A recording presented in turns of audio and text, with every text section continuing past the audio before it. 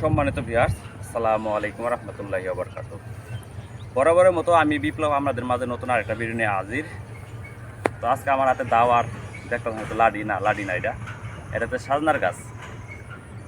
আর এই সাজনার গাছ নিয়ে কিন্তু প্রতিনিয়ত কথা হয় যে অনেকেই কয় যে আমরা সাজনা গাছ লাগাইলে হয় না। তবে সঠিক পরিচর্যা আর সঠিকভাবে যদি আপনি রোপণ না করেন তাহলে হাজার গাছ না গেলেও কাম হবে না। আমি এই যে ডালগুলো দেখতেছেন, এখানে আজকে প্রায় 30টার মতো ডাল নিয়ে আসছে, অনেকটি লাগাইছে এদিক দিয়ে, আর এইগুলো আছে এখন লাগাইবো। আর আমি গত বছর কিন্তু এই যে গাছটা দেখাই, এই গাছটা কিন্তু আমি গত বছর লাগাইছি। তো আমি সাজনা গাছগুলো কিন্তু বেশিরভাগ কিন্তু আমি পাতা বিক্রি করে থাকি।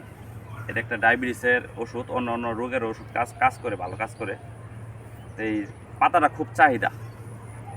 তো আপনাদের বলবো যে সাজনা গাছ আপনারা কীভাবে লাগাবেন আজকের এই ভিডিওর মাধ্যমে আমি বলবো। যারা সাজনা গাছ, অনেকে বলেন আমার হাতে সাজনা গাছ হয় না, অমুকের হাতে সাজনা গাছ হয়, হের হাতে হয়, আমার হাতে হয় না। তো আমি সেই ভাইদেরই বলবো, যারা রোপণ করেন জানেন, তারা তো জানেনি, আর যারা না জানেন তাদের জন্য এই ভিডিওটা।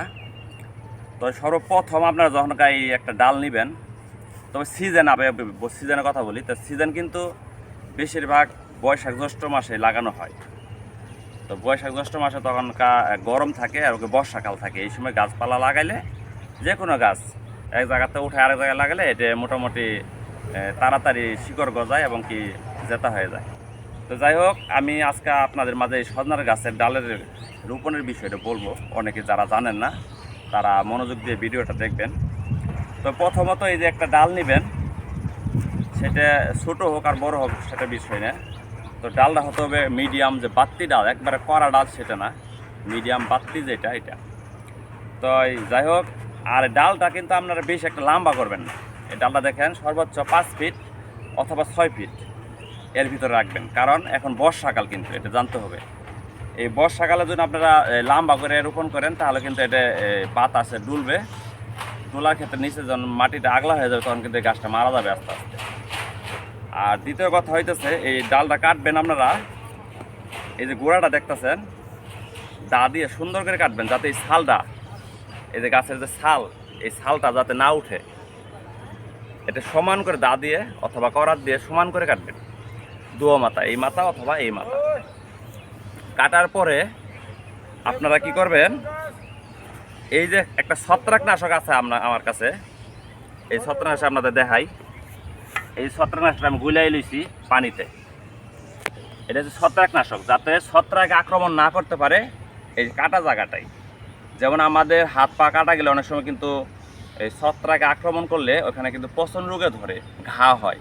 তেমনি যে কোনো জিনিস, এটা একটা গাছ, এখানে যদি ছত্রাক আক্রমণ করে তাহলে কিন্তু আপনার গাছটা আস্তে আস্তে শুকায় মারা যাবে, শিকড় গজাবে না।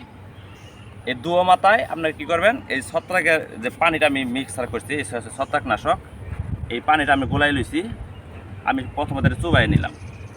এখানে যদি কোনো ভাইরাস থাকে অথবা ছত্রাক থাকে তাহলে এটা মারা যাবে। আমি দুয়ো পাশে নিব, এই পাশে দুয়ো পাশে নিলাম, এইভাবে লাগাই নিলাম। তো এটা লাগানোর শেষ দিয়ে যে পানিটা থাকবো, আমি এই পানিটা গাছে গুঁড়াই দিয়ে দিই। তারপরে কি করবেন, অনেকে হয়তো গোবর দেন, মাটি দেন এই মাথায়, মাটি গোবর দিবেন না। গোবরে কিন্তু একটা ছত্রাকনাশক, ছত্রাক, ঠিক আছে। তো আমরা শুধু পলি দিব, এরকম একটা পলি নিব। এটা আমার এই যে এই অ্যাগ্রো-ওয়ানের যে মালচিং পেপার, আমি যে করলা খেতে যে মালচিং পেপার দিচ্ছি, এই পেপার পলিটা আমি নিচে গাইটা। তো এই পেপারের পলিটা আপনার একটা টান দিয়ে লম্বা হয়, ছিঁড়ে না, টান দিলে যে লম্বা হয় রাবারের মতো, এটা ছিঁড়ে না। তো আপনারা আপনাদের যদি এরকম পলি না থাকে, আপনাদের বাসায় যেসব পলি আছে এগুলো ডবল করে দিয়া আপনারা এইভাবে মোড়াই মাথাটা বাইন্ধে দিবেন। এইভাবে যখন মাথাটা বাইন্ধে দেন তাহলে কিন্তু এখানে একটা কোনো পোকামাকড়, যে কোনো পোকামাকড় এখানে বসতে পারবে না, এবং কি এখানে কোনো ডিমও পারতে পারবে না, পোকাও হবে না, ছত্রাকও আক্রমণ করবে না।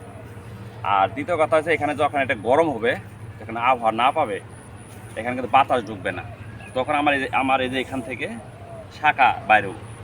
আর এই শাখা যখন বাইরেব তখন মোটামুটি গাছ মোটো করে অল্প দিনেই হয়ে যাবে। তো আরেকটা বিষয় আপনারা মনে রাখবেন, যে এই গাছটা যখন রোপণ করবেন অবশ্যই গাছের লগে একটা খুঁটা দিয়ে দেবেন।